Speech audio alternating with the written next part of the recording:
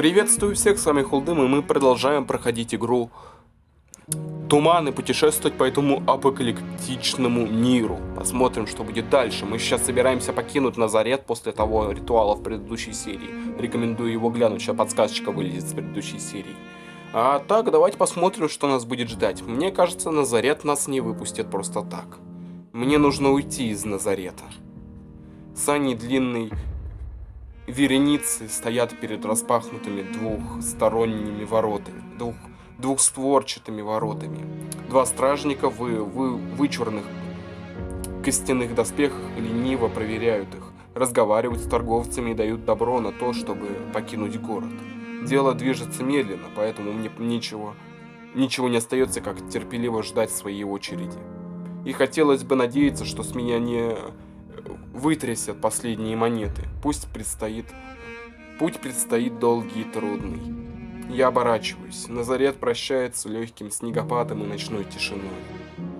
Там, где стою, много не рассмотреть.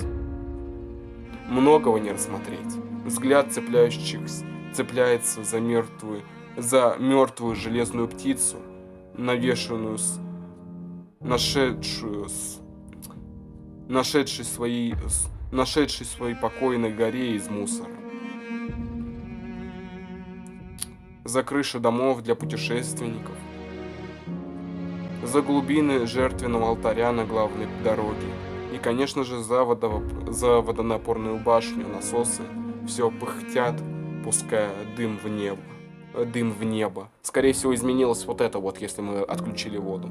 Все-таки есть небольшие отличия. Ну и по пути злодея, конечно, будет интересно потом прогуляться. Кстати говоря, вы можете потом предлагать мне пути злодея, будет интересно посмотреть. Надеюсь, смотрящий уже избавился от трупов толстого и тощего. Я выдыхаю облачко пара. Вспоминаю, как очутился в трущобах, как четвероэтажные здания, окруженные жалкими лачугами, подавляли своим молчаливым величием. И мне бы быть чуточку насторожнее, когда встретился с местным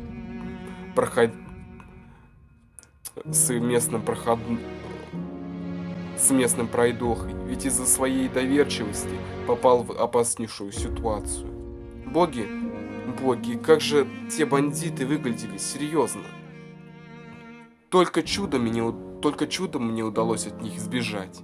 И в груди разливается приятное тепло. Вспоминаю, как вместе с толпой торговцев оказались внутри железной мусорной горы. До сих пор по спине пробегают мурашки размером с кулак, стоит только представить тот странный зал с алтарем. Но я совершил добрый поступок, спас мальчика от издевательств. Правда, ради этого пришлось залезть в голову шаману и на своей шкуре прочувствовать все его кошмары. Был ли в этом смысл? Вопросов стало только больше. Перед мысленным взором появляется проповедник. Зачем я пошел в его дом? Хотя чего уж там, я получил много ценных сведений о себе. Вот только не знаю, могу ли на них опираться. Если еще когда-нибудь вернусь в Назарет, то надо обязательно еще раз поговорить с проповедником. Думается, мне не все удалось из него вытащить. Но больше всего покоя не дает два других воспоминания. То и дело прокручиваю их в голове. Встреча с мальчиком у бараков и с цепным в доме путешественников. Не покидает ощущение, будто все они как-то связаны. Но как? Видимо, мне это и предстоит выяснить. На руках у меня есть колода карт от загадочного человека с черными глазами.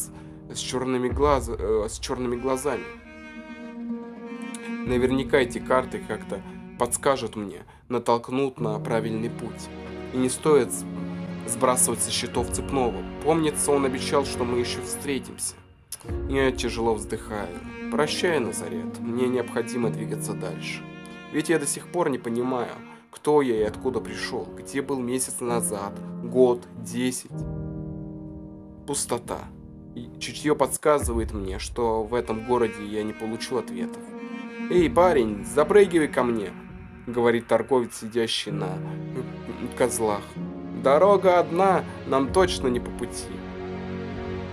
Тьфу, дорога одна, нам точно по пути. Его сани тащут 10 крупных мужчин с каменными лицами. С друг другом они не говорят, лишь молчаливо тянут лямки. В задней части повозки громоздится промасленные мешки с железом. На костяных поволзлях красуются символы от сглаза.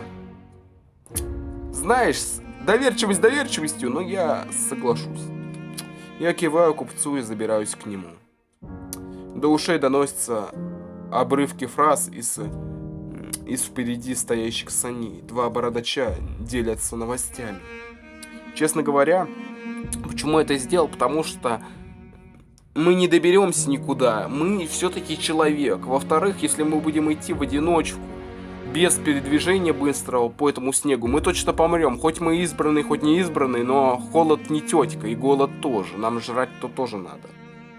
Поговаривают, тот заключенный сбежал из тюрьмы команданта. Да-да, 30 стражников перерезал. А слышал про случай в лавке редких артефактов. Ходят слухи, что к торговцу заданию пришли бандиты, а один из покупателей вдруг спас его и убил главаря шайки. Остальные сыкуны едва унесли ноги. Растягиваю губы в улыбке. Торговец, который предложил помощь, оказывается не из словохотливых. Лишь вначале задал несколько стандартных вопросов и умолк. Я же ответил, как мне показалось, максимально правдиво. На том беседа и закончилась. О большем нельзя и мечтать, сейчас хочется побыть самим собой. Спустя некоторое время наши сани оказываются у самых ворот. К нам подходит стражник, рявкает. Показывайте, что везете, и проваливайте на все 4 стороны. Надоело уже с вами возиться.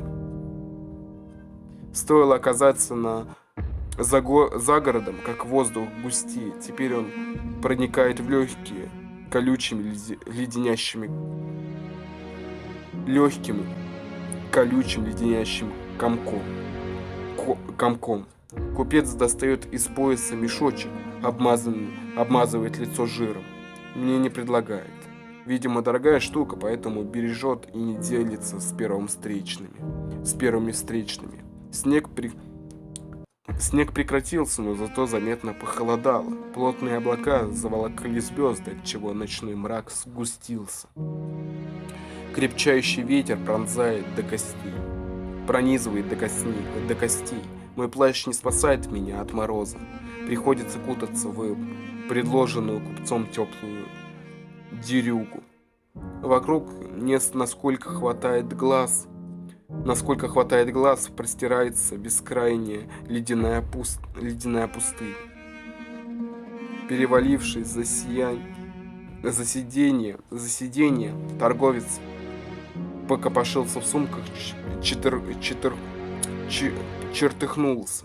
Я стараюсь не пялиться на него, чтобы не злить. Наконец он достает самострел и наводит на меня. Острия арбалетного болта смотрит прямо мне в грудь. У меня ничего нет.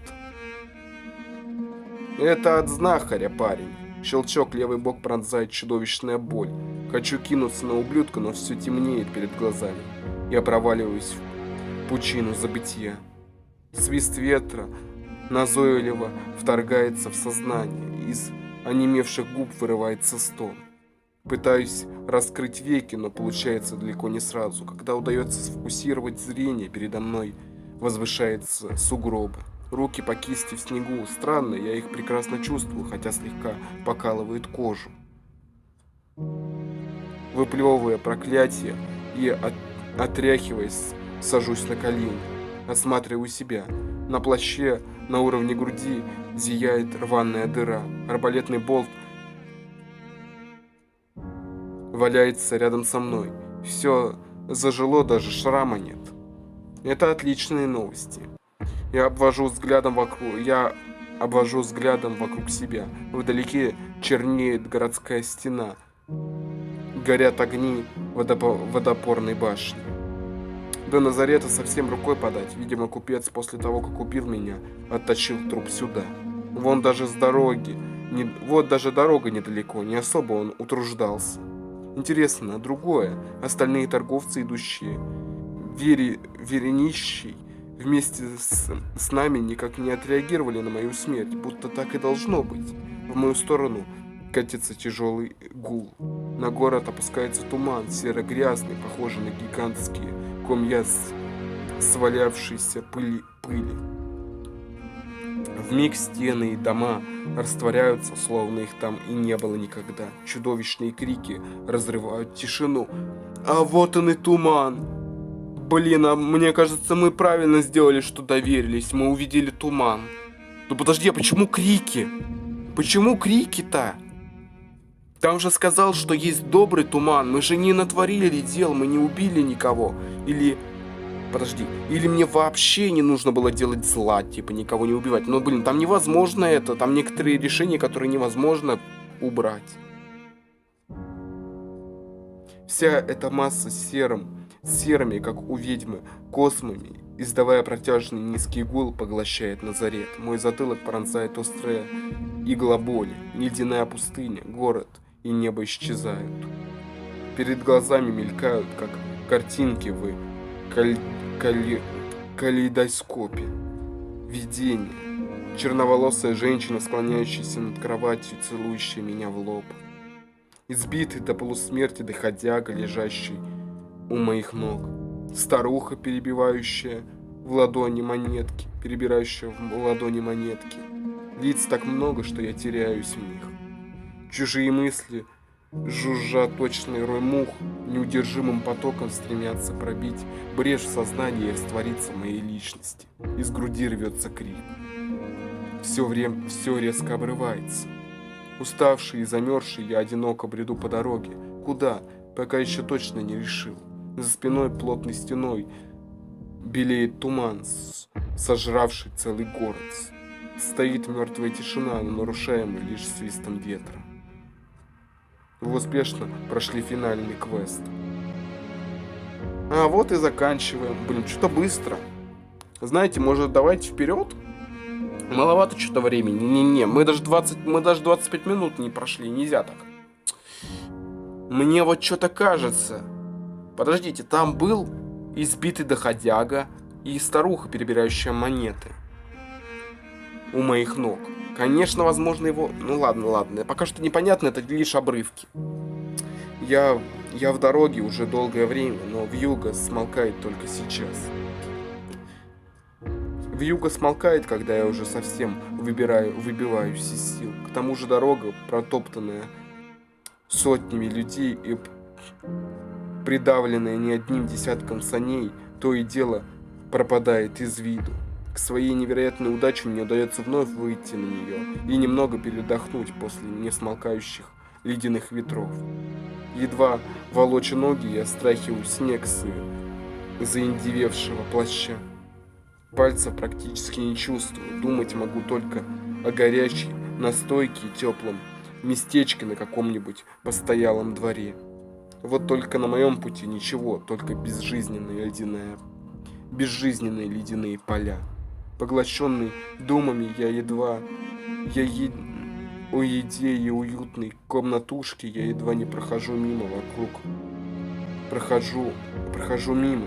вокруг двух странных сугробов, неестественно больших на фоне ровного, как доска, снежного поля.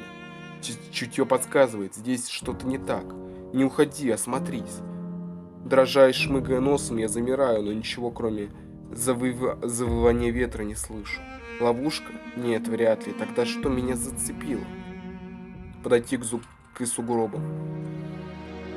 Проклиная себя за идиотизм, я подхожу к ближайшему сугробу, пытаясь смахнуть снег, и пальцы натыкаются на что-то твердое. Из белого саванны выглядывает посиневшее лицо. Множество комочков льда покрывают бороду клинышком клинышкам, щеки и ресницы. Безжизненные стеклянные глаза устремлены куда-то вдаль. Губы навечно застыли в оскале. Я стряхиваю снег все больше, стараясь, ужасаясь своей находки. Мужчина, точно скульптура в одном свитере, сидит на коленях, пряча ладони под мышками. В шаге от него нахожу флягу из-под горячего и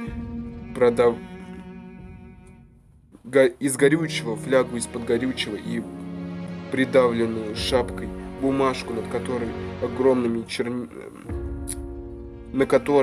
чернилами буквами написано: «Сожги нас». Всемогущие боги, что здесь произошло?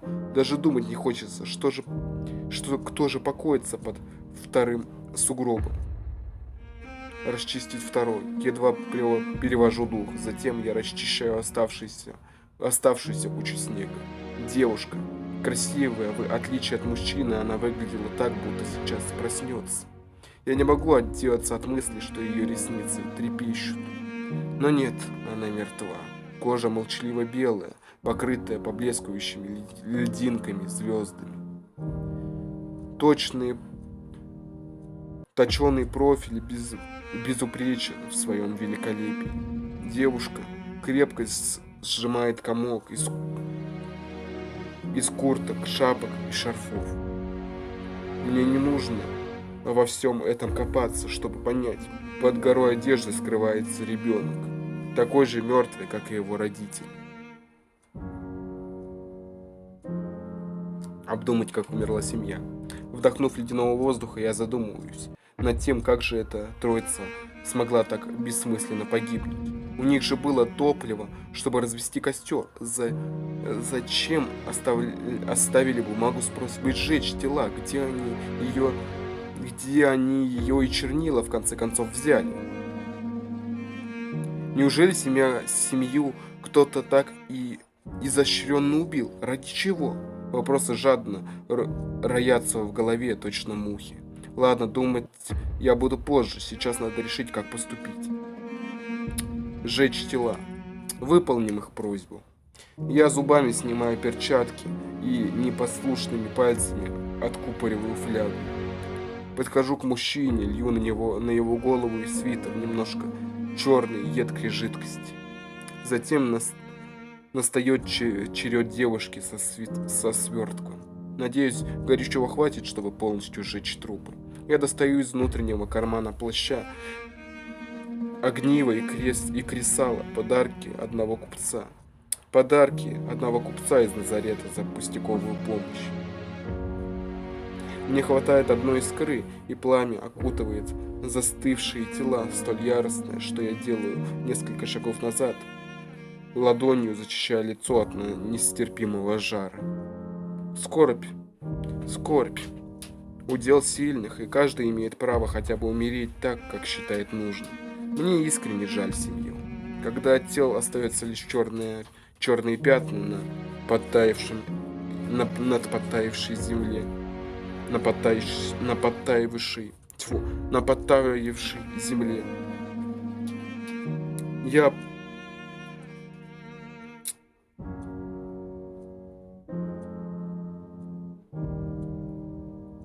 Я поплёр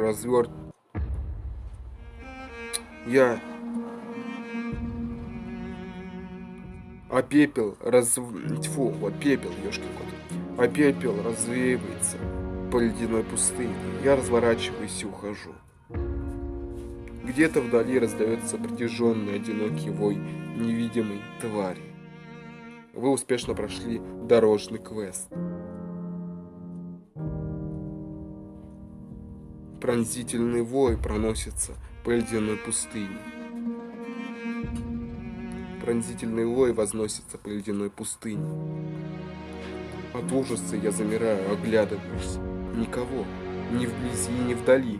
У изображенной торосами линии горизонта. Не сразу замечаю боковым зрением движение по правую сторону от меня. На снегу, сливаясь с ним, благодаря белой шерсти, лежит и стонет чудовище. чудовище. Туловище его непропорционально длинное по сравнению с мелкой башкой.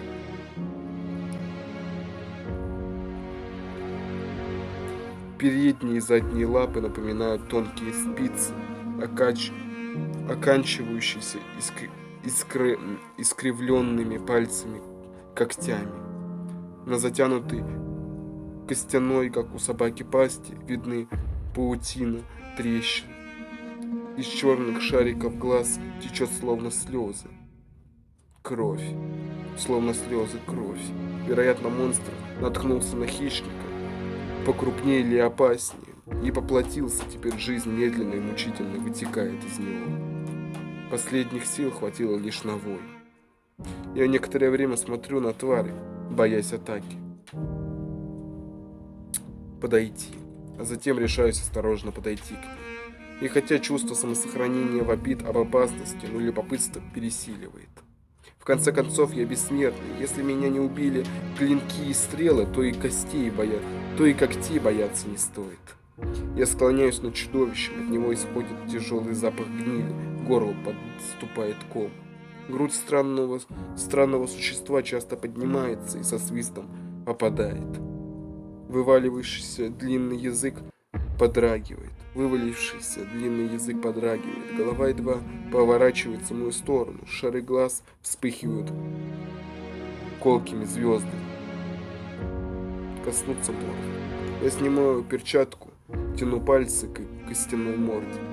Тварь пытается отстраниться, но из-за слабости лишь едва вздрагивает. Мне кажется, что моя затея не сработает.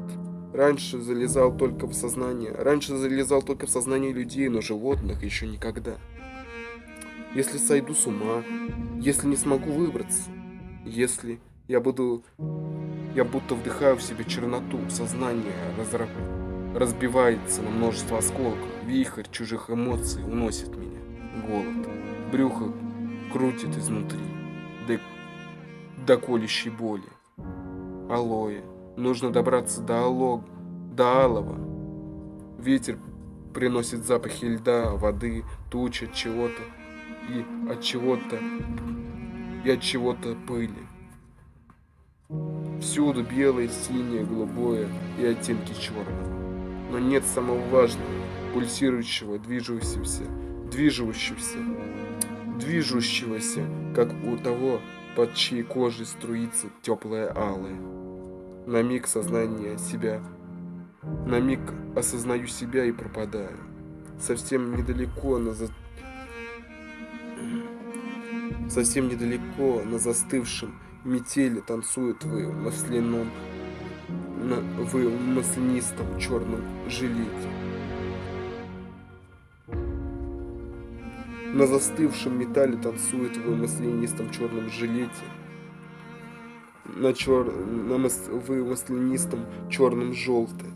Оно обжигает. Гораздо сильнее, чем алое живого. Вокруг желтого греются те, кто стоит на двух лапах. Их много, очень много. Некоторые сидят на костяных мертвых, что легко скользят по белому. Хорошо. Голод скоро утихнет. Один из детенышей, тех, кто стоит на двух лапах, его утолит. Мои пальцы отрываются от костяной пасти. Требуется немного времени, чтобы прийти в себя. В мыслях обрывками летают чужие эмоции, в основном злость, порожденная голодом. Пытаюсь до конца осознать увиденное, но понимаю, даже проникнув в голову чудовища, я все равно все переиначил. Уж слишком чуждый образ мыслей. Под этой костяной башкой хаос желаний, ведомый инстинктами. И мир воспринимается не так, как делает человек. Цвета и запахи, никаких абстрактных понятий. Тварь скулит.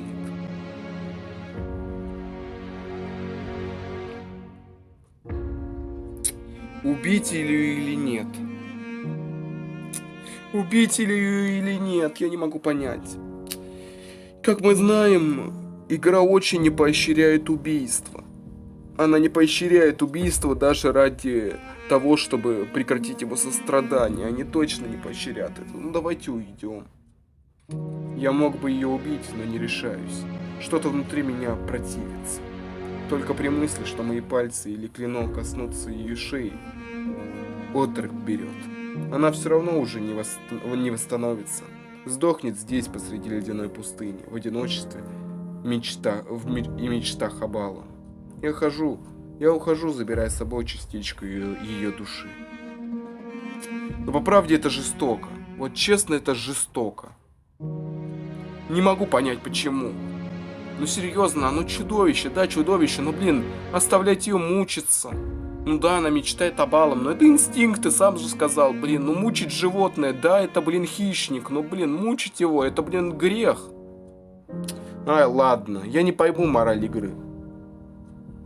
Ну давайте уже в следующей серии продолжим, что-то у нас дорожный квест, все продолжается и продолжается, мы все вперед идем. Посмотрим, куда дальше нас заведут наши приключения. Думаю, скоро встретится какой-нибудь человек, возможно, мы даже наткнемся на этого чертового торговца и ограбим его, я бы не против. Хотя, скорее всего, опять грехов нахватаюсь. Но честно, я бы его хотя бы помучил бы. Даже если получил немного грехов, я бы помучил его. Хотя это против нашей морали, ну ладно. Буду надеяться, вам понравилось. Пишите предложения, предлагайте новые игры в комментариях. Пишите критику, предложения, как можно улучшить. Ой, извиняюсь. Ой, как можно улучшить именно контент на канале.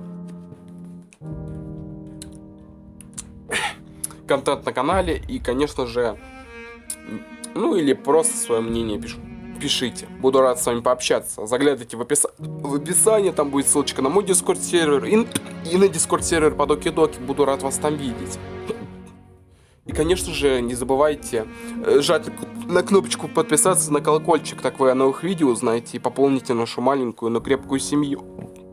И с вами я, конечно же, не прощаюсь. Скоро увидимся.